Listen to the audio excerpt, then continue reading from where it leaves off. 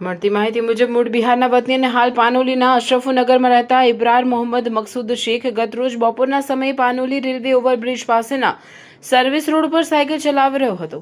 આ દરમિયાન એક લાલ રંગના ટ્રેક્ટરના ચાલકે પોતાના કબજામાં વાહન પૂર ઝડપે અને ગફલતભરી રીતે હંકારી લાવી સાયકલ સવાર ઇબ્રારને જોરદાર ટક્કર મારી. ટક્કર માર્યા બાદ ટ્રેક્ટરના ટાયરો માસૂમના ચહેરા અને માથાના ભાગે ફરી વળ્યા હતા, જેના કારણે ગંભીર ઇજાઓ થતા લોહીલુહાણ હાલતમાં ઇબ્રારનું સ્થળ પર જ કરુણ મોત નીપજ્યું હતું. અકસ્માત સર્જાયા બાદ આસપાસના લોકો એકઠા થઈ જતા પકડાઈ જવાની બીકે ટ્રેક્ટર ચાલક પોતાનું વાહન ઘટના સ્થળે જ મૂકીને ફરાર થઈ ગયો હતો.